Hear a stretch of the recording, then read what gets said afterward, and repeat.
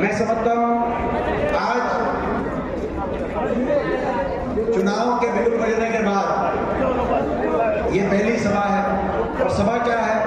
जन आक्रोश रैली की तिथि का निर्धारण किया गया था, जैसे बलराम ने बताया। जन आक्रोश रैली जो कांग्रेस पार्टी की प्रदेश के कोने कोने में चल रही है, लेकिन ये जन आक्रोश रैली नहीं है।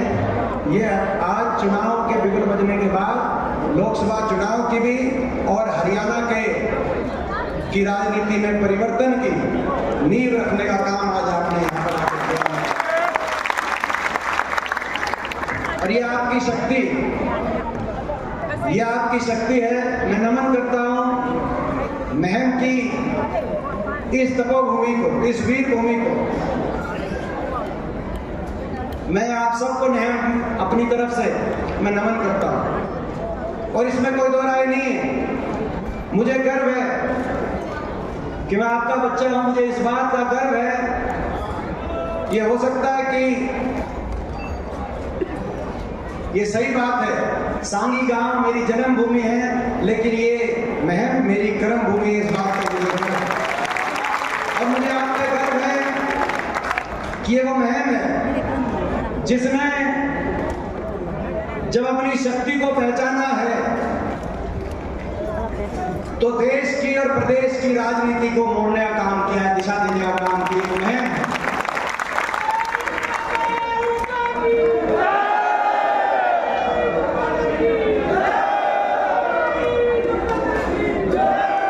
चाहे वो 90 की बात हो, जब आपने देश की राजनीति को दिशा दी, और चाहे वो 91 का चुनाव हो, लोकसभा का चुनाव, जिसमें महम की जब लीड आई थी तो ऐसी लीड आई थी, ऐसी नींव आपने रखी कि आने वाले समय में हरियाणा के अंदर परिवर्तन हुआ। चौधरी उपेंद्र सिंह हुड्डा जी के माध्यम से हरियाणा आगे बढ़ा, आपकी सरकार बनी, आपके स्वाभिमान की जीत हुई। उसकी नींव भी अगर रखी गई थी तो 91, 90 और 91 देश की और प्रदेश की राजनीति को दिशा देने का काम आपने किया था। आज मैं कहना चाहता हूं, आपको मैं याद दिलाना चाहता हूं, आपको अपनी शक्ति का एहसास कराना चाहता हूं। और मैं ये आपसे उम्मीद रखता हूं, आपसे भरोसा रखता हूं कि जैसे तब बीबीसी से खबर आती थी, सारे अखबारों में खबर चलती थी कि महम ने दिशा दे दी, ये आज आपकी शक्ति है। 25 मई को वोट पड़ेगी और जब जून में गिनती हो तो ये मैं आपसे उम्मीद और भरोसा रखता हूं कि खबर आएगी। अकेले एक हल्के ने, महम ने सबसे ज्यादा साथ देने का काम किया गया। ये शक्ति है आपके पास। आप इस शक्ति को अगर पहचान गए तो लोकसभा चुनाव में जीत से और हरियाणा में बदलाव से कोई ताकत नहीं रुक पाएगी, अगर आप अपनी शक्ति को पहचान। आज हरियाणा में बदलाव क्यों जरूरी है? क्योंकि 10 साल की ये सरकार आपने देख ली, बीजेपी की सरकार, खट्टर दुष्यंत सरकार, 10 साल से इस सरकार ने हरियाणा को विकास की पटरी से उतारने का काम किया। जो प्रदेश देश में 2014 से पहले, जब आपकी सरकार कांग्रेस पार्टी की सरकार थी, हुड्डा साहब के नेतृत्व में जो प्रदेश देश में विकास में सबसे आगे माना जाता था, प्रति व्यक्ति आय, प्रति व्यक्ति निवेश, खिलाड़ियों के सम्मान, आपसी भाईचारे, आपसी खुशहाली, अमन चैन शांति में, किसान की और गरीब की हितकारी नीतियों में, विकास दर में देश में नंबर 1 पे हरियाणा था। सबसे आगे के राज्यों में हमारी गिनती होती थी। 14 में भाजपा को मौका मिला, आपने सोचा शायद अच्छे दिन ये लाएं, अच्छे दिनों का नारा है, लेकिन आज 10 साल के बाद वही प्रदेश विकास में तो 17वें नंबर पे पहुंच गया, लेकिन देश में बेरोजगारी में आज नंबर 1 बना दिया। हर घर में एक नौजवान पढ़ा लिखा, बेरोजगारों की फौज हरियाणा के अंदर। दिल्ली के 3 तरफ बसा हुआ हरियाणा, जो रोजगार में सबसे आगे होना चाहिए था, जो बेरोजगारी में देश में नंबर 1, महंगाई में देश में नंबर 1, कानून व्यवस्था की विफलता में नंबर 1, हर वर्ग पे अत्याचार सरकार के अहंकार में देश में नंबर 1। कोई एक प्रदेश का ऐसा उदाहरण नहीं मिलता जहां सरकार से अपने जायज हकों के लिए हर वर्ग को सड़क पे आना पड़ा हो और हर वर्ग का तिरस्कार सरकार ने किया हो। कर्मचारी ओल्ड पेंशन स्कीम के लिए आए, उन पे लाठीचार्ज। सरपंच, मेंबर, जिला परिषद के सदस्य अपने अधिकारों के लिए आए, उन पे लाठीचार्ज। मनरेगा का मजदूर अपने मानदेय के लिए आए, उन पे लाठीचार्ज। ग्रामीण सफाई कर्मचारी, चौकीदार करनाल में पहुंचे, उन पे लाठीचार्ज। आशा वर्कर, आंगनबाड़ी अपनी मांगों के लिए गई, उन पे लाठीचार्ज। किसान, 1.25 साल तक किसान आंदोलन में पूरे देश में अगर एक प्रदेश के अंदर बार बार लाठीचार्ज हुआ, बार बार आंसू गैस के गोले छोड़े गए, किसान पे हर तरह का किसान का अपमान हुआ, 750 शब्द इन धरनों से वापस आए। लेकिन सत्ता में बैठी सरकार ने किसी के घर जाकर आंसू पहुंचने की बात तो दूर थी, सहानुभूति के 2 शब्द भी नहीं गए, लेकिन तिरस्कार के शब्द किए। तो उस प्रदेश का नाम हरियाणा। महिलाओं की बात करते हैं, महिला सम्मान की बात करते हैं, लेकिन ये वो प्रदेश ने ऐसा भी उदाहरण बनाया 10 साल में, जब हमारी बहन बेटियां अपने लिए न्याय मांग रही थी, वो कुछ और नहीं मांग रही थी, कह रही थी कि हमें न्याय मिले। ये वो सरकार है जिस सरकार ने एक सत्ता में बैठे किसी व्यक्ति ने नहीं कहा कि आपको न्याय मिलेगा, जायज कार्रवाई होगी, जो कोई दोषी होगा उस पर सजा होगी, आपको न्याय मिलेगा। दिल्ली की सड़कों पे, जंतर मंतर पे हमारी बेटियों को जब घसीटा जा रहा था तो मूक दर्शक बनी हुई थी बीजेपी जेजेपी की सरकार और इनके सारे प्रतिनिधि। महिलाओं का तिरस्कार हुआ तो हरियाणा में, और जब चंडीगढ़ के अंदर विधानसभा में जब बात उठाई गई कि एक संदीप सिंह मंत्री है खेल विभाग के, उन्हीं के महकमे की एक हमारी बेटी जो कोच है, उनके ऊपर दुष्कर्म का आरोप लगा है, दुर्व्यवहार का आरोप लगा है। जब रक्षक ही भक्षक हो जाए, क्या कसूर था उन बेटियों को, जिनको कसूर था उस बेटी का जिसने, और जब ये आरोप लगा और चंडीगढ़ की विधानसभा में खड़े होकर हुड्डा साहब ने कहा कि उसका इस्तीफा होना चाहिए, तो मुख्यमंत्री जी ने कहा, आज वो नहीं बोल रहे थे, बीजेपी का घमंड बोल रहा था। उन्होंने कहा संदीप सिंह मंत्री है, मंत्री रहेगा, मंत्री रहेगा। और आज मैं भी मैं कहना चाहता हूं, बीजेपी का ये घमंड टूटेगा, टूटेगा, टूटेगा।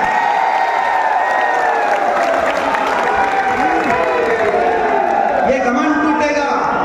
हर वर्ग का तिरस्कार किया, हरियाणा को विकास की पटरी से उतार दिया, गरीब सारी योजनाएं बंद कर दी। मैं पूछना चाहता हूं आपसे, किसी गांव में कोई प्लॉट मिला हो गरीब आदमी को, कोई मकान आया हो गरीब आदमी का? कार्ड कट गए, कार्ड बने भी तो राशन आया नहीं। गरीब आदमी का तिरस्कार, नौजवान का तिरस्कार। नारा था पहचान हरियाणा की बदलने की बात करी इन्होंने। हरियाणा की पहचान थी जय जवान जय किसान। लाल बहादुर शास्त्री जी का वो नारा जिसकी गूंज हरियाणा के गांव गांव कोने कोने में सुनाई देती थी। ना तो जय किसान छोड़ा, किसान आंदोलन में इतना बड़ा तिरस्कार कैसे भूल जाए उन 750 एक परिवार के पास। परिवार के घर में मैं गया, किसी का बूढ़ा बाप था तो किसी का बेटा था, भालू बैठा है। जब पहला किसान वापस आया बॉर्डर से, बड़ौदा के गांव में 3 बेटियां थी। बड़ौदा गांव का एक ऐसा किसान था, 3 बेटियां थी, 1 एकड़ 1 किले का जमींदार था। कैसे उनकी कैसे शिक्षा होगी, कैसे उनकी आगे ब्याह शादी होगी। धरने जो वापिस आए, जय जवान जय किसान था, ना तो जय किसान छोड़ा और ना जय जवान छोड़ा। अग्निपथ योजना ले आए, 4 साल में फौज से वापस बिना पेंशन के वापस आ जाओ। और उसके ऊपर तिरस्कार ऐसा कि भाजपा के राष्ट्रीय महासचिव का बयान आया कैलाश विजयवर्गीय का, जब हमने कहा कि 4 साल में बिना पेंशन के वापस आ जाएगा तो कहां रोजगार मिलेगा, तो कहा कि बीजेपी के बड़े आलीशान हम दफ्तर खोल रहे हैं, इन दफ्तरों के बाहर चौकीदार का काम करने के लिए काम आएगा। ये तिरस्कार, ये घमंड तोड़ने का समय आ गया। जय जवान जय किसान नारा बदल दिया, पहचान बदल दी। ना जय जवान छोड़ा, ना जय किसान छोड़ा। ऐसा मेरा हरियाणा था। दूसरा नारा था दूध दही का खाना। ऐसा था मेरा हरियाणा। अब नशे में नंबर 1 हरियाणा बन गया। खिलाड़ियों का तिरस्कार, न खेल की तरफ न फौज की तरफ। गांव के स्टेडियम जहां सुबह रेस के लिए, दम बैठक करने के लिए जहां पर होड़ लगती थी, वो खाली हो गए। वो कोचिंग सेंटर खाली हो गए जहां कोचिंग लेकर फौज में जाता था, सीआरपीएफ में जाता था। और हरियाणा के अंदर ना जय जवान छोड़ा, ना जय किसान छोड़ा और ना जय संविधान छोड़ा। संविधान भी नहीं छोड़ा। संविधान को कुचलने के लिए संवैधानिक अधिकार हर वर्ग के छीनने का काम सरकार कर रही है। सरकारी पद समाप्त कर दिए गए। 18 लाख पद केंद्र सरकार के और 2 लाख पद हरियाणा सरकार के समाप्त कर दिए गए। और जो भर्ती हुई उनमें या तो हरियाणा के बाहर के कोई पक्की भर्ती हुई और उसके बाद बची कुची जो नौकरी है वो कौशल निगम के माध्यम से कच्ची भर्ती, जैसे अग्निपथ के माध्यम से कच्ची भर्ती। नारा दे दिया। अभी एक बीजेपी के सांसद का बयान आया कर्नाटक से, जो लोकसभा में मेरे साथी रहे हैं और इस बार भी लोकसभा में हैं, हम हेगड़े। उनका बयान आया कि 400 पार का नारा इसीलिए दिया हमने कि हम संविधान को बहुमत मिलते ही संविधान को हम तोड़ने का काम करेंगे। मैं उनको कहना चाहता हूं, आप मेरे साथी रहे हो, आपको दोबारा मिलेंगे लोकसभा में, अगर मौका मिलेगा आपको मिलेंगे। ये संविधान हमारे देश के महापुरुषों ने बड़े पुरुषार्थ करके संविधान, देश की आजादी की लड़ाई लड़ी, संविधान की रचना हुई। ये वही संविधान है जिसमें बाबा साहब के नेतृत्व में संविधान, जिसमें मेरे स्वर्गीय दादाजी चौधरी रणवीर सिंह जी के भी दस्तखत हैं। आपको मैं चुनौती देता हूं, पूरी भाजपा को, इस संविधान को 1 इंच भी हम हिलने नहीं देंगे। मैं आज आपको चुनौती देना चाहता हूं। ना जय संविधान, ना जय जवान छोड़ा, ना जय किसान छोड़ा, ना जय संविधान छोड़ा, ना जय नौजवान छोड़ा। इसीलिए राज्यसभा में जब आपने देखा होगा अंतिम दिन, जब अंतिम भाषण अभी आखिरी 1 महीने पहले जब सदन हुआ, तो प्रधानमंत्री जी और सारी बीजेपी के सामने मैंने एक ही नारा दिया था। मैंने यही कहा था कि भाजपा वालों कान खोल के सुन लो, जय जवान, जय किसान, जय संविधान और जय नौजवान। इस नारे की तो आज इसकी लड़ाई है, हरियाणा को बचाने की भी लड़ाई है और भाई संविधान को बचाने की लड़ाई, लोकतंत्र को बचाने की भी लड़ाई है। लोकतंत्र का कैसे गला घोटा जाता है उसका नजारा आपके बेटे ने पिछले लोकसभा चुनाव में 2019 में अपनी आंखों से देख लिया था। आपने भी उसका नजारा चंडीगढ़ के मेयर के चुनाव में देख लिया होगा कि लोकतंत्र का गला कैसे घोटा जाता है। लोकतंत्र को भी बचाने की लड़ाई है। तो भाई मैं यही बात कहना चाहता हूं, इनके निशाने पे ये सीट है, रोहतक की सीट इनके निशाने पे है। अभी इनके अध्यक्ष आए थे, जो अभी जिनको बदल के इनके मुख्यमंत्री हरियाणा बनने का अवसर मिला, उन्होंने कहा कि 9 सीटों की जीत हमारी एक तरफ होगी, रोहतक की उनका नतीजा एक तरफ होगा। अभी झज्जर में उनका एक स्टेटमेंट कुछ दिन पहले आया, रोहतक निशाने पे है। रोहतक निशाने पे नहीं है, आप लोग निशाने पे हो। पिछली बार भी मैं निशाने पे था, और वो क्यों? क्योंकि अपनी शक्ति को आप पहचानना, ये जो सीट है इसका नतीजा केवल एक सांसद बताने का नतीजा नहीं होगा। मैं आपको ये विश्वास दिलाता हूं, यहां से जो नतीजा आएगा आपके आशीर्वाद से, यहां से जब कांग्रेस जीतेगी, जब आपका मुझे आशीर्वाद मिलेगा, तो वो एक सांसद बनाने का ही काम नहीं करेगा, हरियाणा में आपकी अगली सरकार में वो नतीजा बनाने का काम करेगा। और ये इनको भी पता है, इनको भी पता है, इसीलिए हम निशाने पे हैं। और इनके निशाने पे तो हो सकते हैं, और ये शातिर ताकतें हैं, इनके पास बहुत कुछ है, इनके पास असीम धनबल है। ठीक कह रहे थे अभी दांगी साहब कि जो ये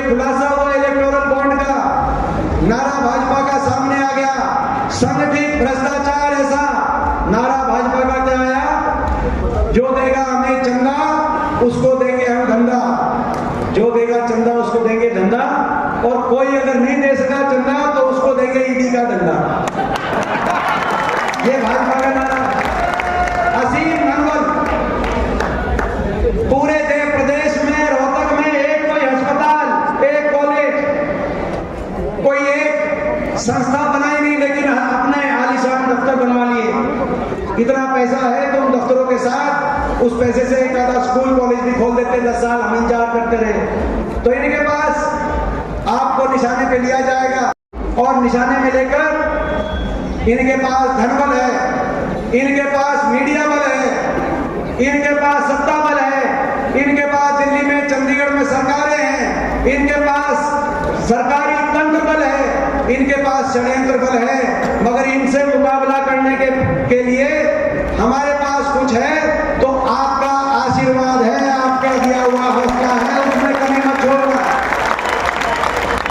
उसमें कमी मत छोड़ना।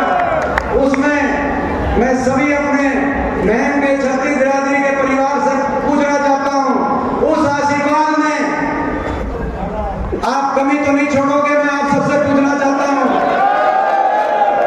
मेरा इतना ही कसूर है जो मुझे निशाने पे लेते हैं कि इन्होंने षड्यंत्र करके मुझे हराने का काम जरूर किया होगा, मैं इनके निशाने पे जरूर रहा होगा, लेकिन मैंने हार नहीं मानी।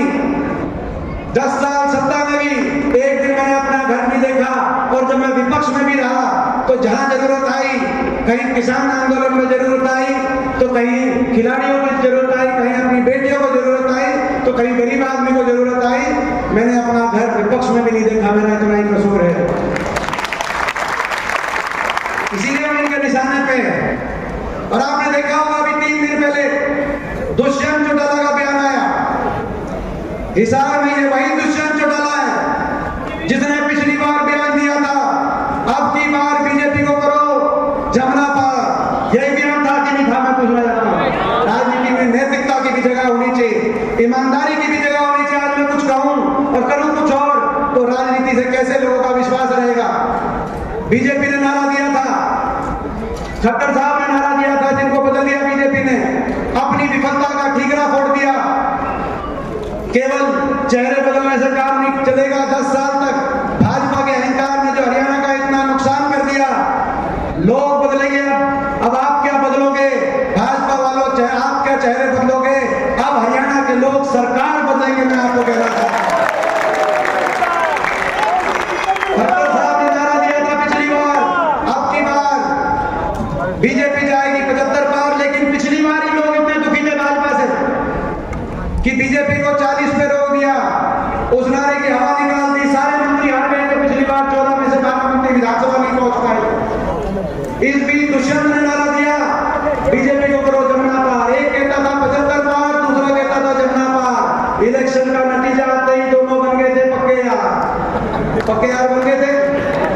और चंडीगढ़ में बना दी थी ऐसी भ्रष्ट सरकार थे और भ्रष्टाचार डबल इंजन से प्रदेश को लूटा। 5 साल का काम नहीं किया, जनता ने किया हाहाकार। हरियाणा का भट्टा बैठाने के बाद 5 साल के बाद, और आपको याद होगा जो हुआ, मुझे उसकी जानकारी 6 महीने पहले मिली थी सिरसा की रैली में। आज से 4 महीने पहले लाखों लोग थे सिरसा में। सिरसा की रैली में मैंने ये कहा था, कांग्रेस पार्टी की रैली में लाखों लोगों के बीच में, लाखों लोग उस बात की गवाही देंगे। मैंने कह दिया था इनमें अघोषित समझौता तोड़ने का हो गया है। इनका अगला समझौता है समझौता तोड़ने का। समझौता तोड़ेंगे और लोकसभा विधानसभा चुनाव में बीजेपी के इशारे पे बीजेपी इनेलो से और जज्बा से कैंडिडेट खड़ा करवाएगी, ताकि हरियाणा में जो परिवर्तन तय है उसको रोकने के लिए एक चक्रव्यूह रचा जाए। समझ ली थी और हाथ खड़े करके कहा था उस चक्रव्यूह को तोड़ने का हम काम करेंगे। उस चक्रव्यूह को आपने भी देखा, और उसके बाद आपने देखा कि क्या बहाना लेके तोड़ा। समझौता कौन सा बहाना लेके तोड़ा? इन्होंने बहाना दिया। दुष्यंत चौटाला 3 दिन पहले कहा कि मुझे बुलाया जेपी नड्डा जी ने, भाजपा के राज्य राष्ट्रीय अध्यक्ष ने, और कहा कि हम रोहतक की सीट तुम्हारे लिए छोड़ रहे हैं। ये रोहतक यही कहा कि भाई दुष्यंत रोहतक की सीट आपके लिए छोड़ रहे हैं। और दुष्यंत ने कहा कि फिर हमने जब ये बात आई तो दुष्यंत चौटाला ने वापस जाके कहा कि भाई हम मुझे रोहतक की आप छोड़ते हो तो हम गठबंधन ही छोड़ते हैं। यही बात है ना, हम गठबंधन छोड़ते हैं।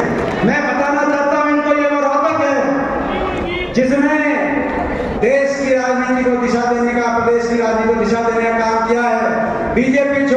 बीजेपी रोहतक छोड़ रही है जेजेपी के लिए, और जेजेपी रोहतक के नाम से गठबंधन छोड़ रही है, मगर रोहतक के छत्तीस बिरादरी के अपने लोगों के आशीर्वाद को दीपेंद्र आखिरी सांस तक नहीं छोड़ेगा। मैं कहना चाहता हूं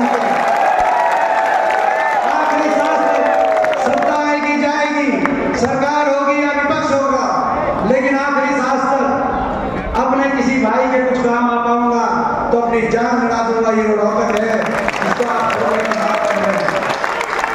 लड़ाई लड़नी है, प्रदेश को बचाने की लड़ाई लड़नी है। हरियाणा में दोबारा से विकास के उस दौर को लगाने लड़ाई लड़नी है। हरियाणा दोबारा से विकास का पहिया दोबारा घूमे हरियाणा में। जो हमारा एयरपोर्ट छिड़ गया, वहां एयरपोर्ट बने, जहां रेल कोच फैक्ट्री चली गई वहां रेल कोच फैक्ट्री आए।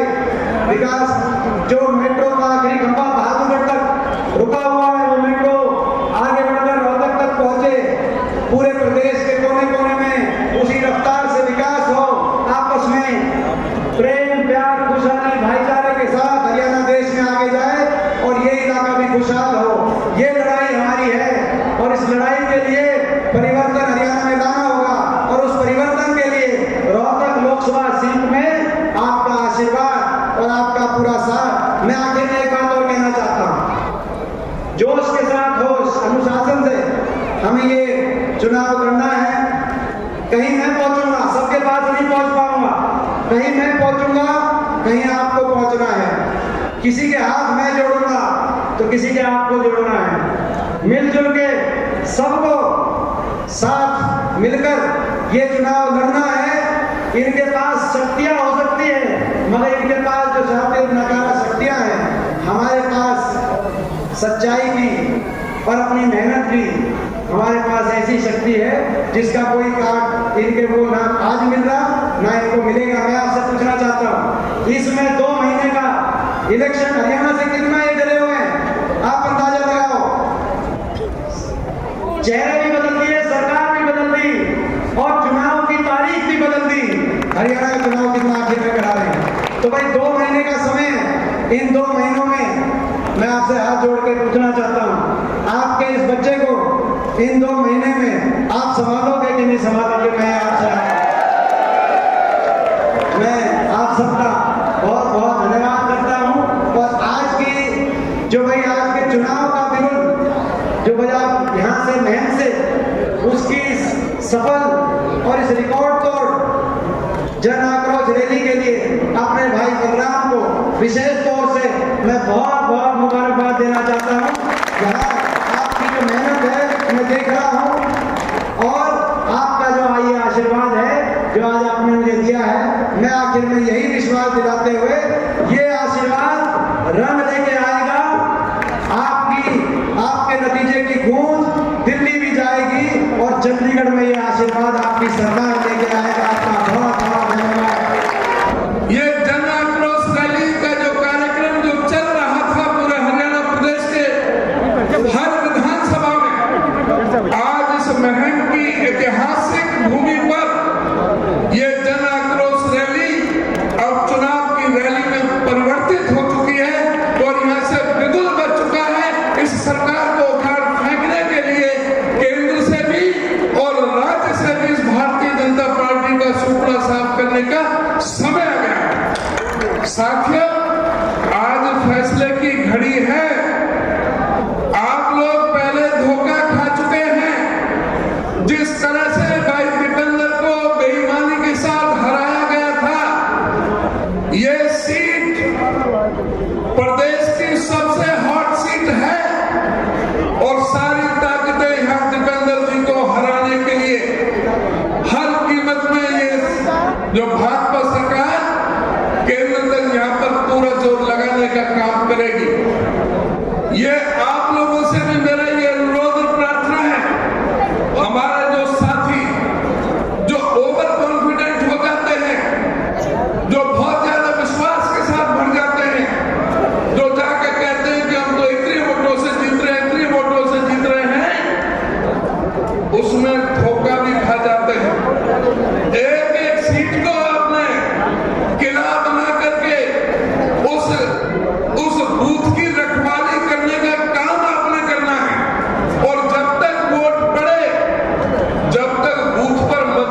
से रहोगे तब आपको जीत हासिल होगी। और जो ऐतिहासिक जीत, जो रोहतक की जो जीत मिलनी है, उसकी शुरुआत भी महम की धरती से होनी है। वो ऐतिहासिक जो जीत है वो हरियाणा प्रदेश में कांग्रेस की तकदीर लिखेगी और आपका मुख्यमंत्री हरियाणा के अंदर बनेगा, आपके अनुरूप बनेगा। तो मैं आपसे अनुरोध और प्रार्थना करूंगा कि इन जुमलेबाजों को सबक सिखाने का समय आ गया है।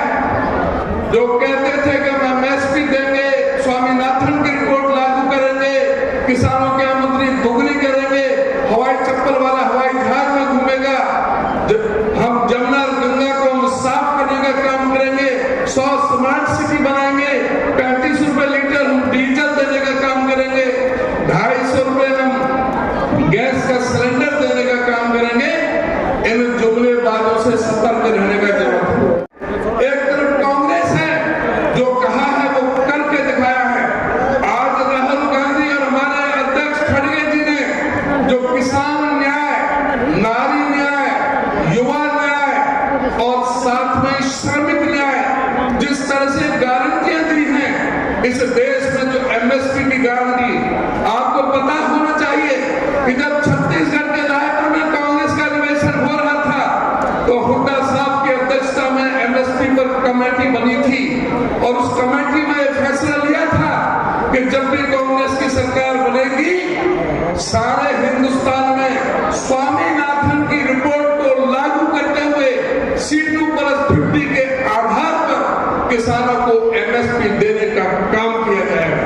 यह फैसला हुड्डा जी ने जो वहां पर रायपुर में रखा था, उसी दिन फैसला हो गया था और उसी में हुड्डा जी ने कहा था न केवल एमएसपी बल्कि किसान को ऋण मुक्त से, ऋण माफी से ऋण मुक्ति तक, कर्जा माफी से कर्जा मुक्ति तक के लिए हम किसान को पहुंचाने का काम करें। आज राहुल जी ने जो कहा है कि हमारे युवा को न्याय देने के लिए 30 लाख नौकरियां जो पढ़ी हैं उनके लिए, जो पढ़े लिखे, जो ग्रेजुएट हैं, जो डिप्लोमा होल्डर हैं, उनको 1 लाख रुपए साल का स्टाइपेंड देकर के उनको प्रशिक्षित करने के लिए 5,000 करोड़ का जो उनके लिए अलग से रखा है कि स्टार्टअप योजना को लागू करने के लिए युवाओं को, जिस तरह से आपने देख रहा है इन लोगों ने जो मजाक उड़ाया, जो अग्निवीर योजना ला करके उनको पक्की भर्ती करने का काम हमारी कांग्रेस पार्टी करेगी। ये आपने सोच रहा है ये कच्ची नौकरी देने वाले और पक्की नौकरी देने वाले में, अग्निवीर में झोंकने वाले हमारे नौजवानों को, हमारे चाइना बॉर्डर पर, पाकिस्तान में बॉर्डर पर जान का जोखिम लेने वाले ये लोग कैसे हर कांग्रेस पार्टी की नीतियां किस प्रकार से करती है। कांग्रेस पार्टी ने यह भी फैसला लिया है कि हमारी सरकार आने पर महिला आरक्षण, इन्होंने जो जुमला किया महिला आरक्षण कांग्रेस की सरकार आने पर हम लागू करेंगे। कांग्रेस पार्टी का यह भी फैसला है कि जो महिला 18 साल से ज्यादा है और जो महिला गरीब है, हर एक के खाते में 1 साल का 1 लाख रुपया उसके खाते में उसके घर पर पहुंचाने का काम करें। हमारा यह भी फैसला है कि हमारी पार्टी सत्ता में आने पे जो आशा वर्कर, जो आंगनबाड़ी वर्कर, जो मिड डे मील वर्कर हैं, उनका जो तनख्वाह है उनकी डबल करने का काम हमारी पार्टी की सरकार करेगी। तो महिलाओं के लिए, हमारे युवाओं के लिए, हमारे श्रमिकों के लिए जो कम से कम मिनिमम वेजेस 400 रुपए करने का काम किया, इस तरह से हर वर्ग के लिए कांग्रेस पार्टी ने योजना बनाई है। ये लोग, झूठे लोग, आज इनसे पूछे जब ये आए, बताया कि हुड्डा साहब ने 81 किलोमीटर की मेट्रो लाइन बिछाई, क्या तुमने 1 इंच भी बढ़ाई है? हुड्डा साहब ने 43,000 करोड़ रुपए खर्च करके 4 बड़े बिजली के कारखाने लगाए, क्या इन्होंने 1 भी यूनिट किया है? हुड्डा साहब के समय में 4 रेल की लाइन मंजूर हुई जो आपके सामने भी है, क्या इन्होंने 1 भी नई रेल की लाइन मंजूर हुई? हुड्डा साहब ने 12 इंटरनेशनल लेवल की यूनिवर्सिटी बनाई, क्या इन्होंने 1 भी यूनिवर्सिटी बनाने का काम किया? सवाल लोगों को जुमले देने के, झूठे करने के लिए। हुड्डा साहब के समय 70,000 करोड़ का कर्जा था जो आज 4,51,000 करोड़ पहुंच गया।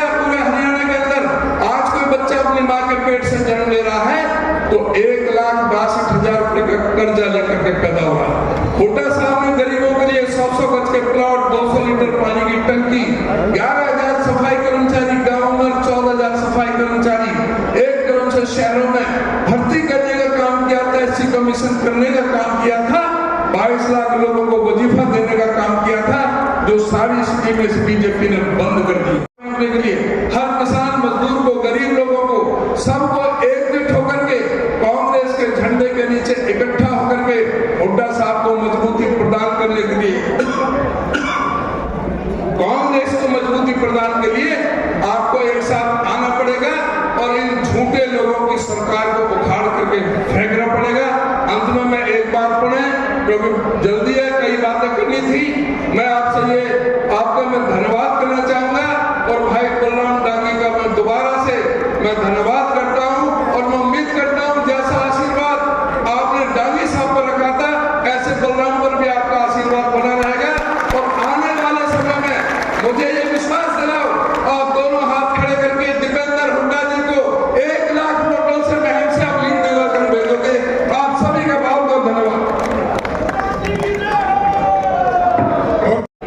देखिए, आप बहुत देर से बैठे हैं और मेरे पास में बार टेलीफोन आ रहे हैं जहां मेरे को पहुंचना है,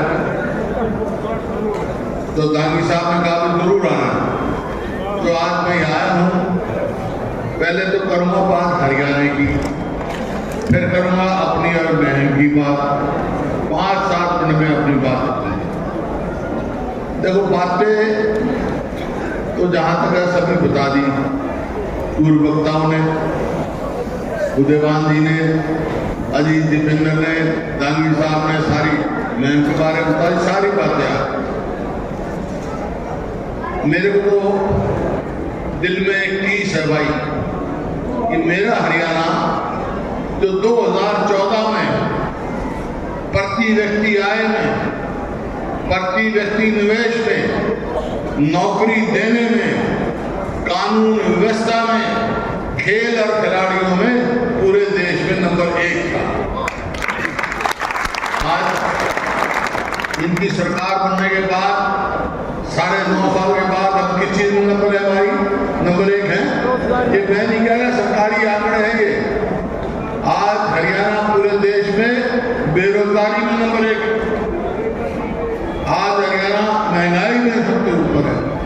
आज हरियाणा अपराध में तो यहां तक पहुंच गया, एक सोशल प्रोग्रेसिव इंडेक्स होता है, सरकारी आंकड़े इकट्ठे करवाते हैं, उसमें कहा गया है कि हरियाणा पूरे देश में सबसे ज्यादा असुरक्षित प्रदेश है।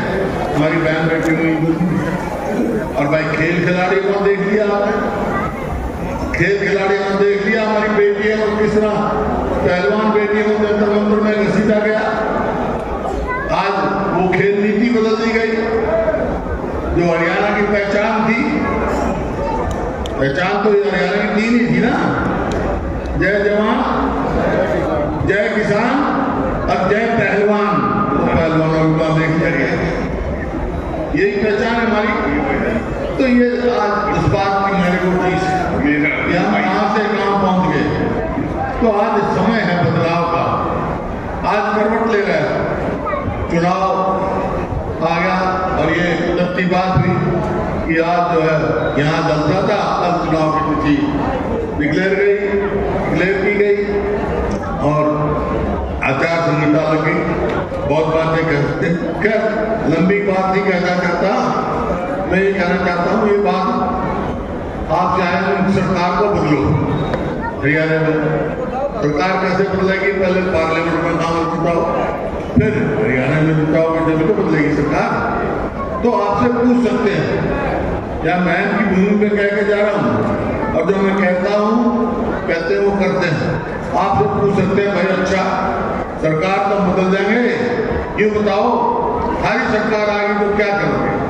तो मैं 5-6 बात कह के जा रहा हूँ और तो बातें बाद में आएगी हमारे घोषणा पत्र जा रहा हूँ। बाकी काफी कुछ उदयवान जी ने बता दिया। तो हमारी सरकार आएगी तो भाई क्या करेंगे हम? भाई हमारी सरकार आते ही जो बुजुर्ग को पेंशन है वो 6,000 रुपये महीना रुकेगा, 6,000 का महीना रुपया।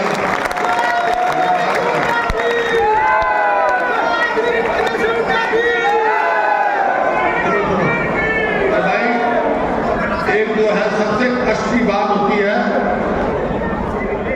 खेत का ट्यूबवेल का तो बिजली का बिल में कर गया था 10 पैसे ही, लेकिन गरीब आदमी को बिजली का खर्चा बहुत परेशान करता है। तो भाई 300 यूनिट फ्री बिजली देंगे। हमारी बहन बेटियां बैठी है भाई, आजकल कोई लाकड़ियां में तो रोटी बोलता नहीं, गैस का लिया सिलेंडर जब हमारी सरकार थी तो 400 रुपए का भाव था, अब हो गया 1000 से ऊपर। लेकिन हमारी सरकार आ गई तो आज कह रहा हूं जैसे राजस्थान में कर दिया था ना, 500 रुपए से ज्यादा सिलेंडर। और इस सरकार ने, हरियाणा सरकार ने 2 लाख जो पक्की नौकरी खाली छोड़ रखी, लगाए नहीं। वो एक और बना रखा है कौशल रोजगार निगम, उसमें ना रिजर्वेशन, ना पक्की, ना पेंशन। इधर लाभ अगर देख मिले बात काट दो, युवाओं के भविष्य से खिलवाड़ की जा रही है उधर अग्नि पर, कोई मतलब नहीं उसका। अरे पहले तो फौज में भर्ती होते क्या करता है, थोड़ा भर्ती हो जाता है, भाई अच्छी जगह जाएगा, बच्चे पढ़ेंगे, पेंशन आएगा, तो भर्ती होते सगाई आने आ जाती थी। इस बार 21 साल से कम शादी ना हो, 18 साल का भर्ती होगा, 21 साल का 22 साल का घर आ जाएगा, तो कौन ब्याह करेगा भाई, कौन किससे लेके जाएगा। ये स्थिति मैंने कर दी। और भाई जो बैकवर्ड क्लास का क्रीमी लेयर जो हमारे समय में 6 लाख था, नहीं, इनने कर दिया उसको घटा दिया, 8 लाख से 6 लाख कर दिया। हमारा समय आएगी सरकार तो बस 10 लाख करें ताकि उनको फायदा भी हो। और जो ये एक बात कह रहा हूं आपको याद हो, मेरे को मौका दिया आपने, तो उस टाइम यही हालात थे कानून व्यवस्था की, अपराध की। उस टाइम मैंने कहा था कि भाई या तो मुख्य धारा में आ जाओ अपराधी, नहीं हरियाणा छोड़ जाओ, छोड़ गए थे। आज क्या जा रहा हूं बहन की भूमि पर, अगर हमारी सरकार बन गई तो गुंडों को हरियाणा में नहीं रहना।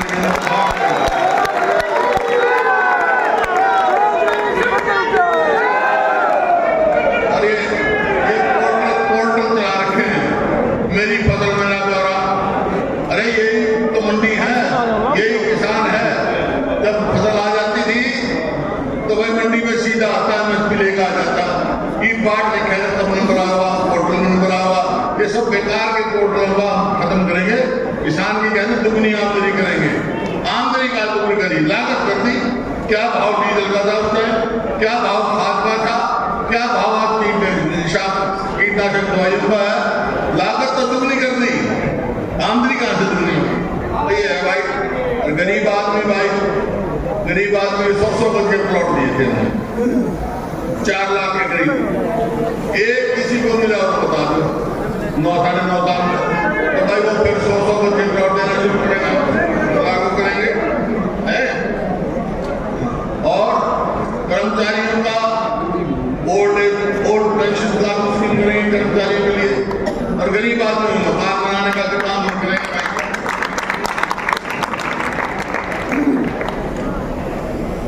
और जो पीले कार्ड है इनका भी तमाशा कर रखा है, हर गरीब आदमी का पीला कार्ड बनवाऊंगे, हर आदमी, ताकि सबको बड़ा लाभ हो। ये क्या तमाशा कर रखा है। और भाई खिलाड़ियों का पदक लाओ, पद पाओ, वो नीति चालू कराने, ताकि हमारे बच्चों का भविष्य बढ़े, आगे बढ़े, पक्की नौकरी दे। और ये बातें हैं, लेकिन अब करूँगा मैं अपनी और आपकी बहन की बात। देखिए काफी कह दिया, अजीत दीपेंद्र ने भी कहा, दागी साहब ने भी कहा, और प्रत्यक्ष प्रमाण की जरूरत होती भाई। आज तो मैं यहाँ खड़ा हूं, मैं सांसद भी रहा, आपकी सेवा का मौका भी मिला। अगर मैं इस स्थिति में पहुंचा हूं तो मैं कोई नहीं संतोष कह सकता हूं, उसमें बहन का सबसे बड़ा हाथ कैसे है। क्योंकि 91 में जब चुनाव लड़ा तो पहले तो दागी साहब को जो जिस प्रकार से यहाँ बैसी गांव में आज घास पड़ी थी, वो दिन में याद नहीं कराना चाहता, इतनी जाति हो रही है। तो चुनाव आया 91 का, में से राजीव गांधी जी ने पूछा। उससे पहले जब बहन का हुआ तो एक बात बताना चाहता हूँ कि आज कांग्रेस से राजीव गांधी आए थे, इनके पिताजी राहुल गांधी साथ थे। उन्हें देखा मेरे में क्या हुआ, तो ये सब मालूम है, प्रत्यक्ष को प्रमाण भी नहीं होती। तो मैं तो ये कह रहा हूँ भाई 91 का चुनाव आया तो इस वास्ते मैं कह रहा हूँ उसमें सबसे बड़ी जीत महम मालकर एंजॉय की मिली और कोई कारण जीत का होना था भाई, कोई कारण जीत का होना। तो आज फिर वही मौका आ रहा है, आप में शक्ति है, बदलाव की शक्ति आप में, वही समय आया। अगर आप चाहते हो कि आपका भविष्य हो, उज्जवल हो, आगे जाएं, तो भाई एक बात कहके जा रहा हूं, ये चुनाव आएगा पहले पार्लियामेंट का, बाद में असेंबली का आएगा। असेंबली में जब बात करेंगे जब पार्लियामेंट में जीत जाओगे, समझे नहीं, अपनी सरकार बनानी। तो एक बात कहके जा रहा हूं, मैं अभी कुछ चर्चा थी यहाँ से, शायद दानी साहब ने क्या हो कि महम की इज्जत जब रहेगी जब कलोई से भी ज्यादा वोटों से जिताओगे अपने बंदर को, ये थी ना बात। तो भाई एक बात सुन लो, एक बात सुनो, पिछली बार 19 के चुनाव में कलोई ने मेरे को, कलोई से मैं 70,000 वोटों से जीता था, पूरे हरियाणा में सबसे ज्यादा। तो भाई इनके महम अजीत दीपंकर को यहाँ से कांग्रेस के उम्मीदवार जो दीपेंद्र जी को कितनी वोटों से जिताओगे भाई को? 1 लाख से, 1 लाख से जीत जाओ, जिता दियो भाई यहाँ से। उसका 1 लाख से कैसे जीतेंगे? आप जब जीतोगे हर बूथ पर अब वोट बढ़े और वोट की परसेंटेज 90% आएगी तो जीतोगे आप।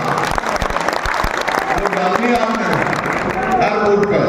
तो एक बात सुन लो भाई, 1 लाख से यहाँ जिता दियो, फिर आपका जो है काम जो असेंबली चुनाव आएंगे। एक बात मैं कहने जा रहा हूँ, पार्लियामेंट में 1 लाख से जिता दियो मैं, और भाई फिर विधानसभा में जा दियो तो हम क्या करेंगे भाई, थारी सरकार